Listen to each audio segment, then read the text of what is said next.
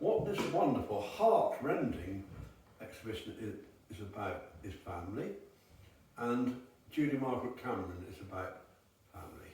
So there's a really lovely connection. We think these are absolutely they're exquisite, just in terms of photography and colour and patterning and all of that. But they're also, because of the narrative, they are very, very special.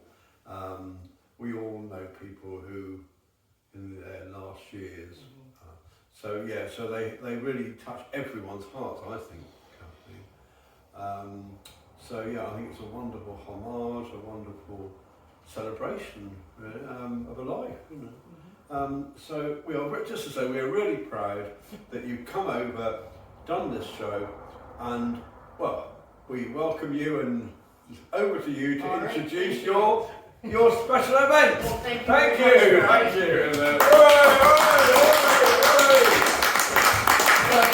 Thank you, Brian. Thank you, everybody, to Dimbola for being so incredibly sweet and helpful and wonderful. So this talk is going to be about exploring grief through photography. And what I'm going to do is just tell you about 3 photo series I did about personal things that happened in my life about grief, and how they helped me come to better understanding about it. So I've always been a photographer. I've always been somebody, even without holding a camera, I'm a photographer. I'm taking pictures in my mind. One of the earliest, one of the earliest memories I have is of my father, that's me, that's my dad, setting up a tripod and camera at the end of the dining room table, and then photographing my siblings and I painting pumpkins at Halloween. And as a little kid, you know, I must have been 3 there, and just looking at the camera and looking at the tripod and being fascinated by it, and it was such a really cool thing. What is that? And I wanted to know more. So I've always been attracted to that. Introduced us to a lot of different types of art, from Warhol to Dali, to all sorts of avant-garde, to more conventional like Andrew Wyeth, etc. And then the second influence I had, which is appropriate for the other exhibition that's going on with Sheila Rock, is my brother had a big record collection, and he was 10 years older than I.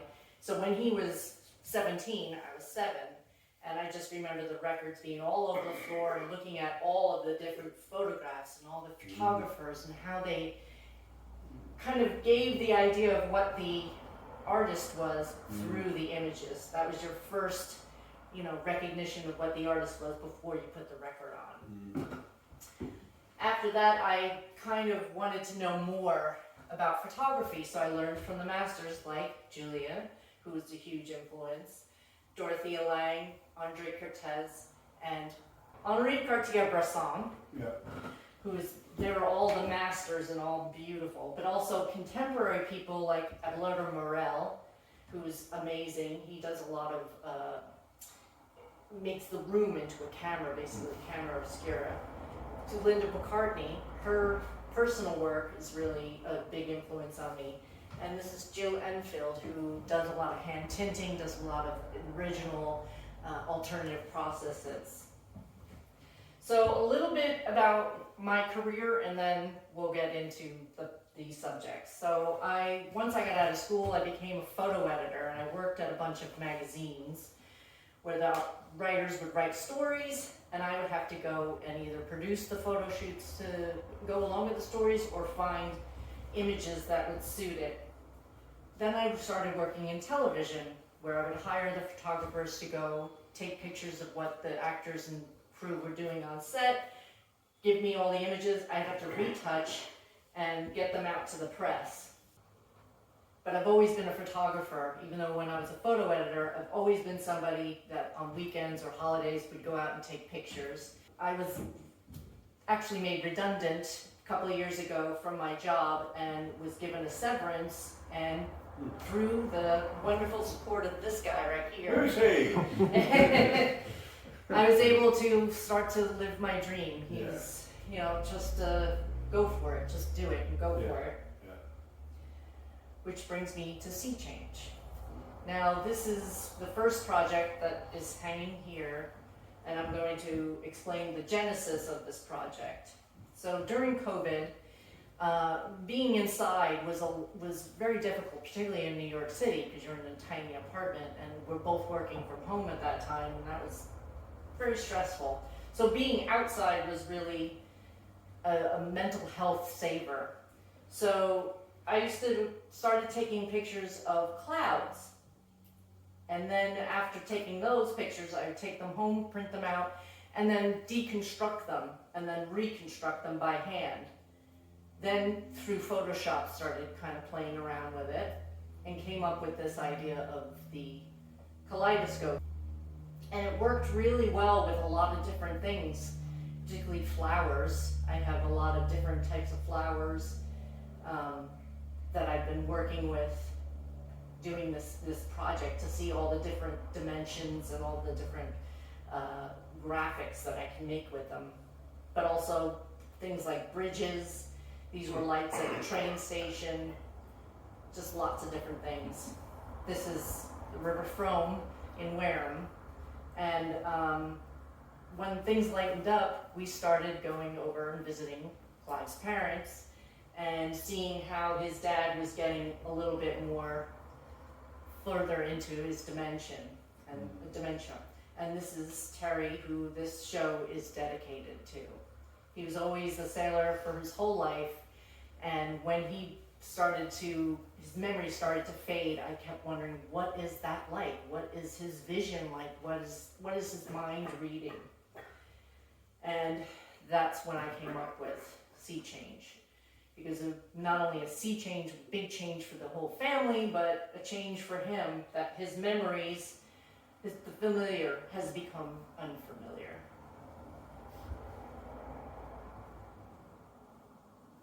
So you've seen these are the prints that are here in the show, and so let me explain how I do this. So this is the original photograph.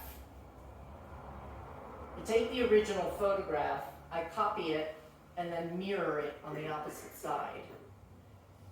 And then, again, mirror below, vertically and horizontally. And then make sure that everything lines up and is, you know, complete, and it comes out like this. And there's several different, you can do several different ways, but I feel like this is really how I wanted to express what he might have seen, or how he felt about the rest of the world. So the next project I want to talk about is in 2023, my mom had a pretty serious fall down the stairs, and it took 2 months to go out and help her recoup. And while I was there, I started to notice her hands. And these are the hands that, you know, fed me, that scolded me when I needed scolding, helped me when I needed helping. And I noticed how old they had started to become, in my own hands as well. And while she was sick, people would bring flowers, get well flowers. And as the flowers started to deteriorate and wilt, I noticed that they were still beautiful, just like her hands. And how wilting, everything after the bloom, after the pinnacle of aging, is not lost. You still have this beautiful decay, if you will. And I called this deciduous. So in this project, I took all the flowers that had been coming in and photographed them around her house to show different stages of this decay, the wilting, and to basically show how beautiful these flowers still were, even though their petals were falling and they were drying up. There was still so much beauty left and so much more to explore, just like with aging. So in this project helped me come to terms with my parents' aging and my own as well. It's an ongoing project that I keep returning to. Oops. they're almost like dancers in a way. So the last project that I wanted to talk about is this. This is the childhood home. This is where I grew up. We moved there in 1970. I was 6 months old, so it was basically the only home I had ever known.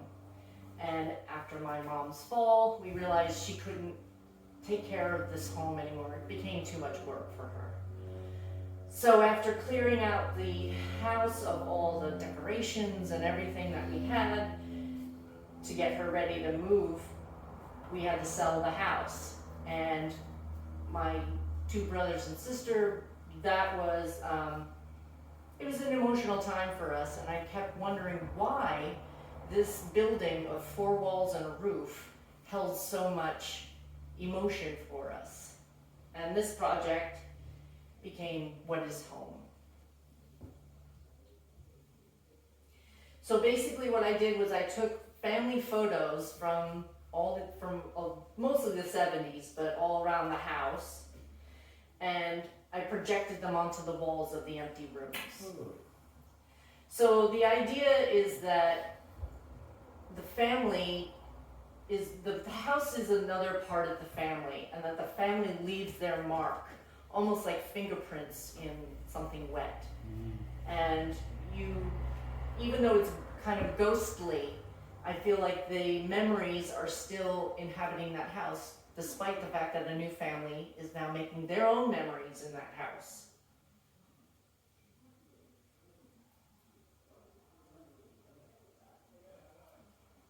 That was my 6th birthday. Wow. And also, while I was doing this project, I realized a lot of these pictures were taken by my father. And I was standing approximately in where he stood when he took these pictures originally. It's my sister's 8th grade graduation, and that was our bedroom. This one I call Mom with the Pearl Earring, because my mother is not a jewelry person, but for some reason in this picture she has a pearl on her ears, and it reminded me of the Vermeer painting. This one is called The Room Where My Father Died. So my dad had liver cancer, and he was very fortunate, and we were fortunate to be able to keep him at home where he had passed away in my parents' bedroom. But I thought that this photo of the couple, the 2 of them, was appropriate because in this room, the paint was kind of old and dirty and chipping and things, and but there was still some beautiful connection left there. Okay, that was it. Thank you for coming. I hope this is my first artist talk, so it was a little rambly, but